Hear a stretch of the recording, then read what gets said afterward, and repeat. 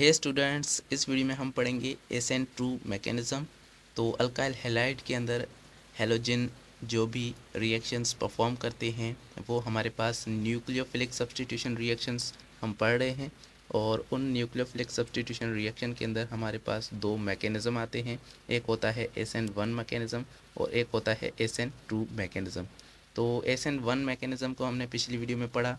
अब हम SN2 mechanism को यहाँ पर पढ़ेंगे और ये मैकेनिज़्म किस तरह से होता है, किस तरह से ये रिएक्शंस होते हैं, आइए यहाँ पर डिस्कस करते हैं। SN1 और SN2 मैकेनिज़्म के बीच में जो बेसिक डिफरेंस है वो यहाँ पर 2 पॉइंट्स में लिखा हुआ है कि ये बायोमॉलिक्यूलर है और इसके अंदर एक स्टेप जो है इन्वॉल्व है। आपने अगर फर्स्ट SN1 पढ़ा है तो SN1 मैकेनिज़्म के अंदर क्या था, 2 स्टेप इन्वॉल्व थे। उसके अंदर 2 स्टेप थे। एक था पहले की, तो वहाँ पर क्या होगी, कार्बोकेटाइन बनेगा और उसके बाद जो है न्यूक्लियोफाइल का अटैक होगा। तो ये 2 स्टेप उसके अंदर इन्वॉल्व थे। लेकिन यहाँ पर क्या होगा, कार्बोकेटाइन भी यहाँ पर नहीं बनेगा और साथ में एक ही स्टेप के अंदर न्यूक्लियोफाइल का जो है अटैक हो जाएगा। तो एक ही स्टेप के अंदर हमें जो है प्रोडक्ट मिलेगा। और साथ में ये क्या है, बायोमॉलिक्यूलर रिएक्शन है। इसका मतलब है कि इसके अंदर जो रिएक्शन का रेट होगा, जो ये जो है सेकेंड ऑर्डर रिएक्शन है, यहाँ पर क्या होगा, रिएक्शन का जो रेट होगा वो किस पे डिपेंड करेगा, वो सबस्ट्रेट पे भी डिपेंड करेगा और यहाँ पर न्यूक्लियोफाइल को पे भी डिपेंड करेगा। क्योंकि दूसरी स्पीशी कौन है, रिएक्टिंग दो स्पीशीज़ हैं, एक है सबस्ट्रेट और एक है न्यूक्लियोफाइल। तो दोनों पे रेट का जो रेट की जो डिपेंडेंस है वो होगी, दोनों पे होगी। तो इस तरह से ये बायोमॉलिक्यूलर रिएक्शन कहलाता है। जो रेट वाला स्टेप होगा, रेट डिटरमाइनिंग स्टेप होगा, उसके अंदर 2 मॉलिक्यूल इन्वॉल्व होंगे, तो इसीलिए इसको बायोमॉलिक्यूलर रिएक्शन कहते हैं। तो आइए देखते हैं यहाँ पर bond formation between carbon and nucleophile and bond breaking between carbon and halogen occurs simultaneously in single step। इसके अंदर क्या होगा, जहाँ पर न्यूक्लियोफाइल का जहाँ पर इसका बॉन्ड यहाँ पर टूट रहा होगा, वहीं पर ही दूसरा बॉन्ड जो है न्यूक्लियोफाइल के बीच में बन रहा होगा। अब देखें सब्स्टिट्यूशन में होता क्या है, अगर आप जनरल में देखें तो सब्स्टिट्यूशन में होता क्या है, यहाँ पर ये कार्बन है, इस कार्बन के ऊपर ये देखें हमने क्या लिया है, प्राइमरी जो है अल्काइल हैलाइड लिया है। तो अब इसके अंदर क्या होगा, यहाँ से एक न्यूक्लियोफाइल आएगा और न्यूक्लियोफाइल अटैक करेगा इस कार्बन के ऊपर जिस पर ब्रोमीन अटैच है। तो जब यहाँ पर न्यूक्लियोफाइल आकर अटैक करेगा तो यहाँ से ब्रोमीन जो है वो उसका बॉन्ड ब्रेक होना शुरू हो जाएगा। तो यहाँ से बॉन्ड बन रहा होगा, यहाँ से कार्बन के साथ इस न्यूक्लियोफाइल का बॉन्ड जो है वो बन रहा होगा और यहाँ से इसका बॉन्ड जो है वो टूट रहा होगा, ब्रोमीन का बॉन्ड इसके साथ कार्बन के साथ टूट रहा होगा। तो ये दोनों बॉन्ड बनने का प्रोसेस और बॉन्ड टूटने का प्रोसेस, ये दोनों एक ही वक्त पे हो रहे होते हैं। तो ये क्या हो गया, पूरा एक स्टेप हो गया यहाँ पर, और इसको हम कहते हैं SN2 मैकेनिज़्म। तो ये बात आपने याद रखनी है इसके अंदर कि कार्बन और न्यूक्लियोफाइल के बीच में जो बॉन्ड बनेगा वो बॉन्ड जो होगा वो एक ही वक्त पे बनेगा और उसी वक्त पे कार्बन और हेलोजन के बीच में बॉन्ड क्या होगा, टूट रहा होगा। तो bond formation between carbon and nucleophile and bond breaking between carbon and halogen occur simultaneously, मतलब कि एक ही वक्त पर, इन सिंगल स्टेप, एक ही स्टेप में ये दोनों बॉन्ड टूटेंगे भी और बनेंगे भी। तो एक बॉन्ड टूटेगा और दूसरा बॉन्ड बनेगा और दोनों एक ही स्टेप में होंगे। वहाँ पर SN1 के अंदर क्या था, पहले तो हेलोजन के साथ कार्बन का बॉन्ड क्या हो रहा था, टूट रहा था और कार्बोकेटाइन बन रहा था। उसके बाद नेक्स्ट स्टेप में अंदर कार्बन पे जो है न्यूक्लियोफाइल आकर अटैक कर रहा था और इनके बीच में बॉन्ड बन रहा था। तो वो 2 स्टेप थे, यहाँ पर एक ही स्टेप इन्वॉल्व है। The nucleophile directly attacks on the electrophilic carbon. यहाँ पर न्यूक्लियोफाइल डायरेक्ट जो है अटैक करेगा इलेक्ट्रोफिलिक कार्बन के ऊपर at the side opposite to the leaving group, उस साइड पे जहाँ पर लिविंग ग्रुप क्या होगा, अपोजिट होगा। This is because the sterical hindrance from the side of the nucleophile of the substrate. अब देखें इस बात को ज़रा हम समझते हैं कि जो न्यूक्लियोफाइल होगा, सबसे पहले अगर आप इस कंपाउंड को देखें तो यहाँ पर क्या होगा, ब्रोमीन जो है ज़्यादा इलेक्ट्रोनेगेटिव है, तो इस पर क्या होगी, पार्शियल नेगेटिव चार्ज होगी और कार्बन पे पार्शियल पॉजिटिव चार्ज होगी। अब देखें ये कार्बन क्या है, पार्शियली पॉजिटिव है। तो अब जो नेगेटिव न्यूक्लियोफाइल है वो आकर इस पर अटैक करना शुरू कर देगा, तो यहाँ पर आकर अटैक करेगा। ये जो OH है, ये OH इस साइड से अटैक नहीं कर सकता क्योंकि यहाँ से पहले ही एक न्यूक्लियोफाइल ब्रोमीन जो है ये मौजूद है और ये इसके अंदर एक रुकावट क्रिएट करता है, एक इसके लिए एक रुकावट होती है जिसे हम कहते हैं स्टेरिकल हिंड्रेंस। तो यहाँ पर स्टेरिकल हिंड्रेंस की वजह से यहाँ इस डायरेक्शन के अंदर यहाँ से आकर ये अटैक नहीं कर पाएगा, बल्कि ये OH जो होगा ये अपोजिट साइड से आकर अटैक करेगा, और उस साइड से आकर अटैक करेगा जो साइड इस लीविंग ग्रुप के अपोजिट होगी, मतलब कि इस साइड से ये आकर अटैक करेगा। तो अपोजिट साइड से, उस साइड से जिस साइड से ये न्यूक्लियोफाइल पहले से जो मौजूद है, जो हमारे पास लीविंग ग्रुप है, इसके अपोजिट साइड से ये OH आकर अटैक करेगा, या फिर न्यूक्लियोफाइल कोई भी होगा वो आकर अटैक करेगा। तो इस मैकेनिज्म में अपोजिट साइड से आकर अटैक करता है न्यूक्लियोफाइल। तो ये कार्बन क्या है, पॉजिटिवली चार्ज है, और न्यूक्लियोफाइल नेगेटिव चार्ज है। तो न्यूक्लियोफाइल आकर इस कार्बन के ऊपर अटैक करेगा। जैसे ही इस कार्बन के ऊपर आकर न्यूक्लियोफाइल का अटैक होगा तो इनके बीच में बॉन्ड बनने लगेगा, और यहाँ पर बॉन्ड बनेगा तो यहाँ पर ब्रोमीन का बॉन्ड जो है वो टूटना शुरू हो जाएगा। तो OH का बॉन्ड इससे टूटेगा, और यहाँ पर ब्रोमीन का बॉन्ड, यहाँ पर इनका बॉन्ड बनेगा और ब्रोमीन का बॉन्ड टूटेगा। ये बीच में एक ऐसी स्टेज आ जाती है जिसके अंदर यहाँ पर OH का बॉन्ड बन रहा होगा और ब्रोमीन का बॉन्ड जो है वो टूट रहा होगा। इस स्टेज को हम कहते हैं ट्रांजिशन स्टेज, या फिर ट्रांजिशन स्टेप। तो ये ट्रांजिशन स्टेज जो है ये यहाँ पर आती है इसके अंदर, लेकिन SN1 के अंदर कोई ट्रांजिशन स्टेट नहीं आती। यहाँ पर एक ट्रांजिशन स्टेट आती है जिसके अंदर बॉन्ड बन रहा होता है और बॉन्ड भी उनके बीच में टूट रहा होता है। और जब ये बॉन्ड बन जाएगा और यहाँ इनका बॉन्ड टूट जाएगा तो फिर हमें एक प्रोडक्ट मिलेगा जो कि होगा, यहाँ पर कौन सा प्रोडक्ट होगा, SN प्रोडक्ट यहाँ पर मिल जाएगा हमें। SN2 मैकेनिज़्म से हमें SN प्रोडक्ट मिलेगा। और इसके अंदर अगर आप देखें तो OH जो होगा वो किस साइड पे है, ब्रोमीन के अपोजिट साइड पे लगा हुआ है, और ब्रोमीन अब यहाँ से रिमूव हो चुका है, और यहाँ से हमें जो है ये प्रोडक्ट मिली है।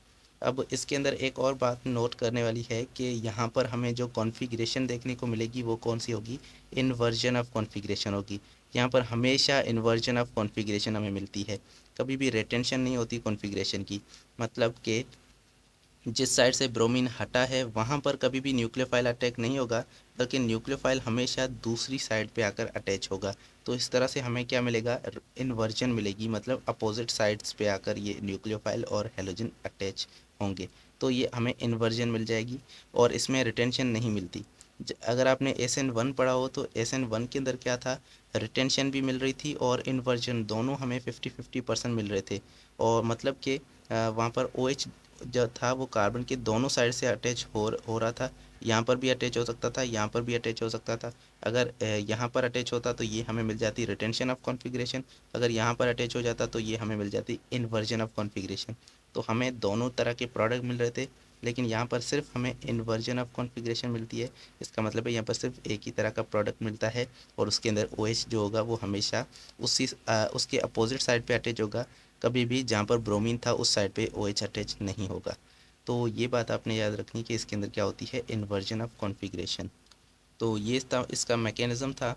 उसके बाद लिखा है कि observed in primary alkyl halide, ये ज़्यादातर प्राइमरी अल्काइल हैलाइड के अंदर पाया जाता है। SN1 मैकेनिज़्म जो था वो ज़्यादातर टर्शरी अल्काइल हैलाइड कर रहे थे, और यहाँ पर प्राइमरी अल्काइल हैलाइड जो हैं वो सिर्फ SN2 मैकेनिज़्म को शो कर रहे हैं। तो SN2 मैकेनिज़्म ज़्यादातर कौन करता है, प्राइमरी अल्काइल हैलाइड। अब ऐसा क्यों है, ऐसा इसलिए है क्योंकि यहाँ पर क्या हो रहा है, जो न्यूक्लियोफाइल है वो अपोजिट साइड से आकर अटैक कर रहा है।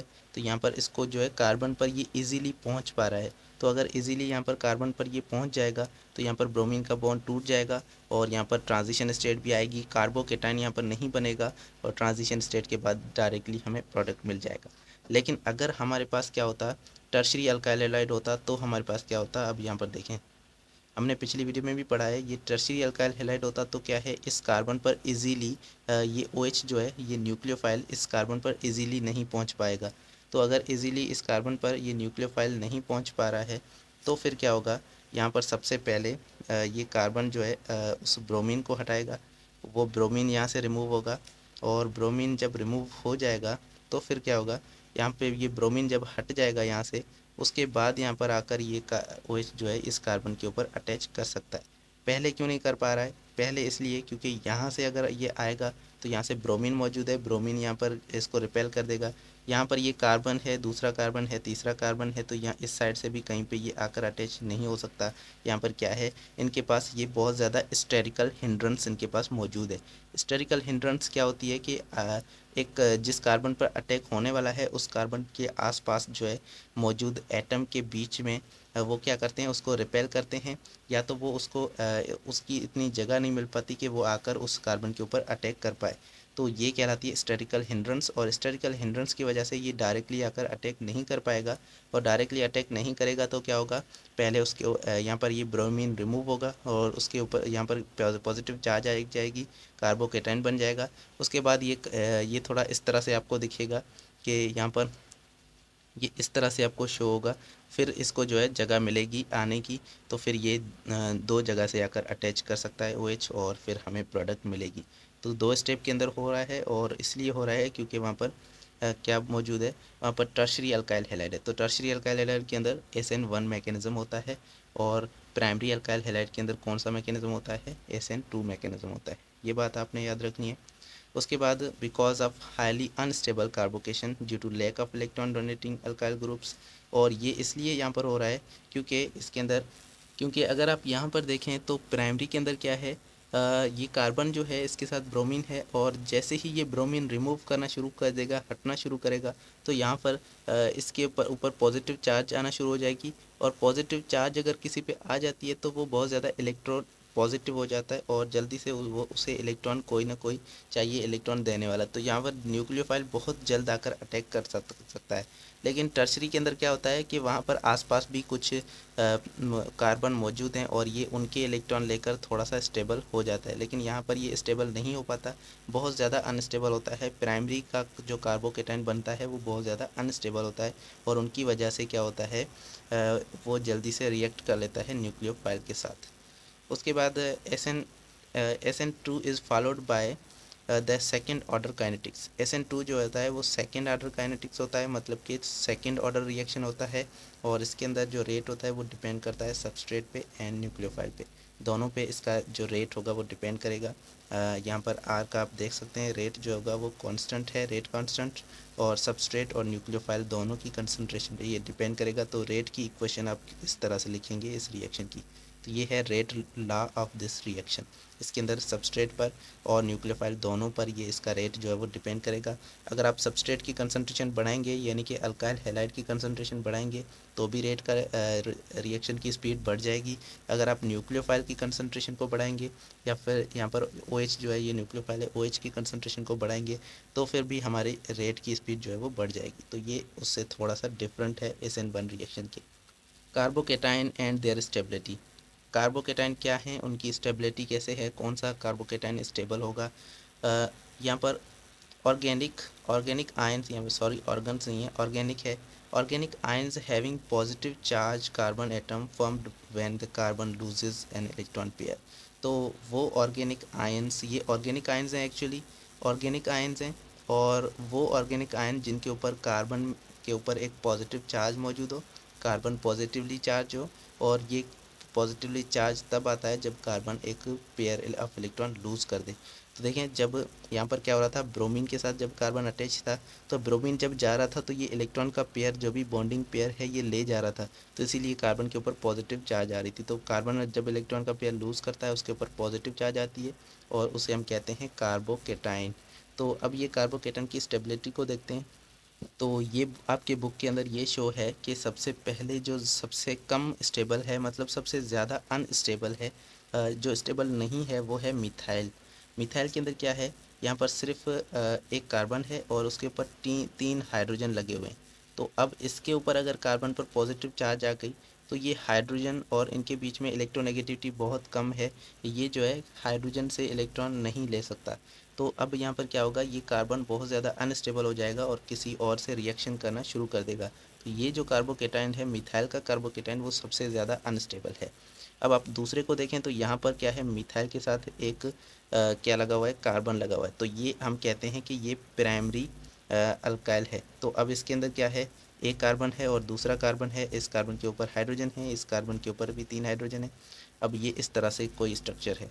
तो अगर आप इसको देखें तो इसके अंदर अगर इस कार्बन के ऊपर पॉजिटिव चार्ज आ रहा है तो ये क्या करेगा, इस कार्बन से थोड़ा सा इलेक्ट्रॉन जो है अपनी तरफ खींचेगा और ये थोड़ा सा स्टेबल होगा, लेकिन ये भी क्या होगा, ज़्यादातर अनस्टेबल होगा। तो ये भी इस मिथाइल से थोड़ा सा स्टेबल होगा, लेकिन ये भी इनसे क्या होगा, अनस्टेबल होगा। तो अगर आप इस तीसरे वाले को देखें, प्राइमरी जो होगा वो क्या होगा, अनस्टेबल। मिथाइल भी अनस्टेबल है, ये ज़्यादा स्टेबल नहीं है। और सेकेंडरी जो है ये थोड़ा सा स्टेबल है। इसके अंदर अगर आप देखें तो कार्बन के ऊपर जब पॉजिटिव चार्ज आएगा तो ये कार्बन इससे भी इलेक्ट्रॉन अपनी तरफ खींचेगा, इससे भी खींचेगा, तो इसको कुछ इलेक्ट्रॉन जो है कुछ हद तक इसे इलेक्ट्रॉन मिल जाएंगे और ये क्या करेगा, थोड़ा सा स्टेबल हो जाएगा, अपने आप को स्टेबलाइज करेगा।